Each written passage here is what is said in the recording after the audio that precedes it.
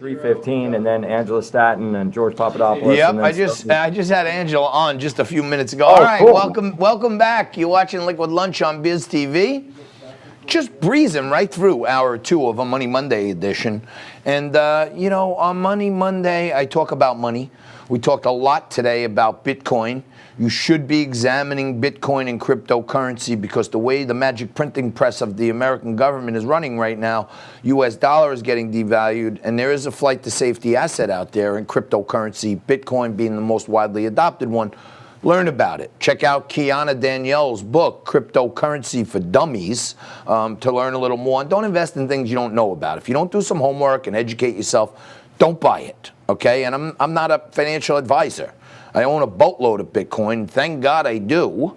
And the way I tell you what to do is by telling you what I do. And I'm an open book. I started buying Bitcoin in 2015. The last time I bought some more was last October. It was 8,000. Today it's 32,000. 400% gain in 1 year. So I'm telling you what I'm doing. And if I decide I'm going to sell something, I tell people that. So you can decide if what I'm doing fits you. Okay. Now, this guy is one size fits all when it comes to patriotism, when it comes to putting his life on the line for the freedoms and liberties we enjoy in this country that are under attack from the progressive left right now. I'm joined by Dr. Cordie Williams, good friend of mine, decorated Marine veteran, co-founder of the 1776 Forever Free movement. Dr. Cordie, how are you, my friend? I'm doing great, my favorite New Yorker. How are you, beautiful man? I'm hanging in there, brother. God bless you, and thank you. Happy New Year.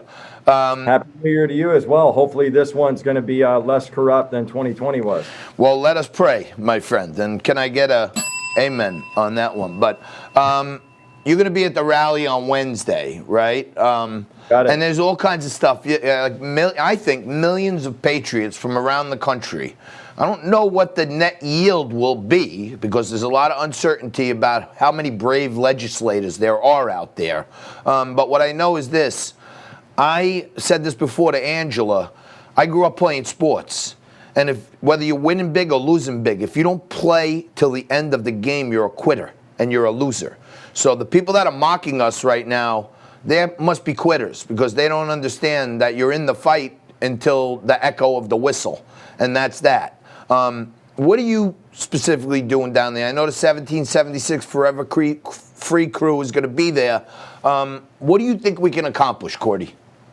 Well, I mean, first of all, I would just echo what you said. I totally agree. I mean, in the Marine Corps, I wasn't a grunt, but I was around a lot of Marine Corps special operations capable guys, recon guys, SEALs, stuff like that. And in that community, it's like a never quit mentality. And even a basic Marine like me, because every Marine is a rifleman, we know that, like you said, the fight's not over till it's over. There's always that extra 6 inches, that extra 10% that you can do.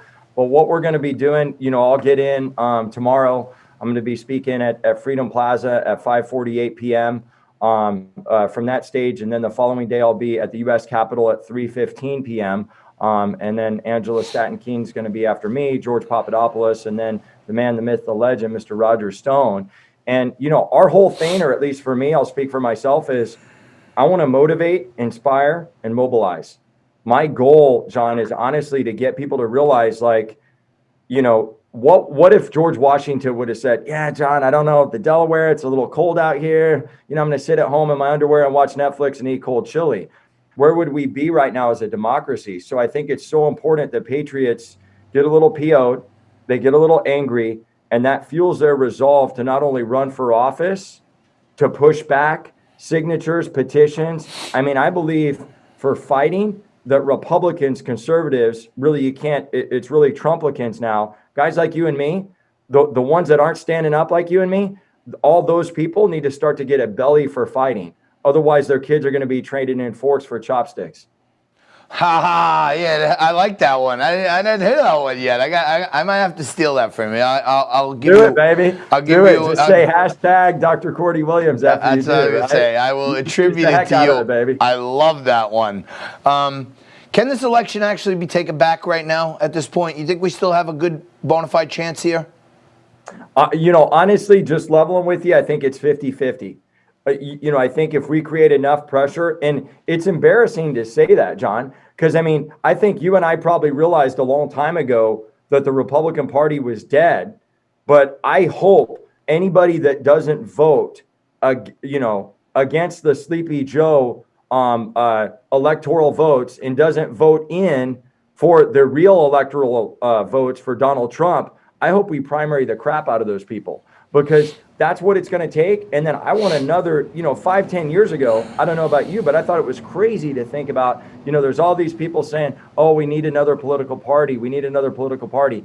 I think we do. And I think right now there's so much momentum going in the way of abandoning the Republican Party for a patriot-led constitutional party. Now, I don't know what that looks like. I think 1776 Forever Free would be a great, like from a branding standpoint, I think that'd be a great political party to establish. But hint, hint, hint. But it's dead, man. Because look at all the guys that they literally got into office because of Trump, or as my 4-year-old says, because of Trumpy, and now they're abandoning him. It's fourth quarter, and they're all sitting on the sidelines. Yeah. So, I love using these sports analogies, right? And you could steal this one if you get it. The Supreme Court has basically said they're not going to get involved because there's going to be too much unrest if they change the election, right? So think about this. You're on the road in a great football game, right? You're trailing by 9. You score with 40 seconds left. You're down by 2. What do we got to do, Coach? Well, we got to get the onside kick. We got to advance the ball. We got to kick a field goal at the buzzer to win it, boys. All right, let's go. Never in history has a coach walked over to the referee and said, hey, ref, we're not going to go for this onside kick here, because if we get it and kick the field goal and win, the fans are going to go crazy and start looting the town. So let's call off the game now and line up, right? You understand? Right. This is a good analogy, totally right? It. Like never in history. Analogy. You don't worry about the collateral effects of what might happen when you're being an honorable person and playing to the end to win. It's just bizarre. Yeah, no, it's disgusting. It's disgusting, all these. And honestly, I think you have to say, and I'm not going to reveal my source, but like that shows how deep the swamp is, because that's their excuse. But really, there's another agenda. I think the establishment swamp is so deep. I think you have to even look back to, one of our former dead presidents that has a flame over his body, right? Because besides Donald Trump, that was Reagan. You could say Reagan as well. Reagan and Kennedy were the last 2 real presidents we had, in my humble opinion. Everybody else had something to gain. They were leveraging something. They were getting something. They were connected to that establishment swamp. And, I always say, John, this is a war, and the battle's not being fought in some cornfield far away. It's being fought through the TVs, in the minds, in the hearts of our kids, with the propaganda machine that they have. Hey, have you, Cordie, we got a couple minutes left here, but have you watched the Social Dilemma? No, I have not. You got to check out this documentary on Netflix called The Social Dilemma. It's a doc, and it goes through this series of interviews with founding members of Google and Facebook and YouTube and Pinterest. And they talk about how the goal from the beginning was not to sell people things. The goal was to change their perceptions to sell them things they want to sell them. So they wanted to change our choices to sell us things that they want us to believe, not only goods and services, but news. You understand what I'm saying? So yeah, so it's like if you went into a place and you wanted to buy a red car, they kind of manipulate you to think that the white car is better, even though your intent was to buy the red one. That's right. I came in here for a red minivan, and now everywhere I turn, there's these subliminal images telling me, buy a white Ferrari instead, right? And they basically, the goal and the notifications and the way they hit you with information, it spurs a dopamine rush, almost like a drug addict, or like when you're getting ready to go into war, you get that dopamine rush of adrenaline. The notifications and the way they notify you are intensely skewed to try to change your perception, for you to believe or hear or buy what they want you to buy. And you made a great point there. Not only are Republicans fighting Democrats, We're fighting the swamp. We're fighting the deep state. At the same time, we're fighting the Silicon Valley cartel. Yeah, yeah, and you know, I think that's why every patriot needs to understand what's at play here, and I don't think a lot of people do. And I mean, certainly, I feel so sorry for the parents that are leading their kids almost into the furnace at Auschwitz, meaning they're so brainwashed by the Rachel Maddows. And, you know, I have some family members, and I haven't talked, 80% of my family, go figure, that lives in Alabama is liberal socialists. Oh, boy. And yeah, and they're staying at home quarantining against the virus, and there's 10 cases in their area of Alabama. Unbelievable. All right, we'll break this down some more. We'll break this down some more when I see you, brother. Safe travels. Wednesday in D.C., me and Cordie Williams. It's a date. I'll see you there, brother.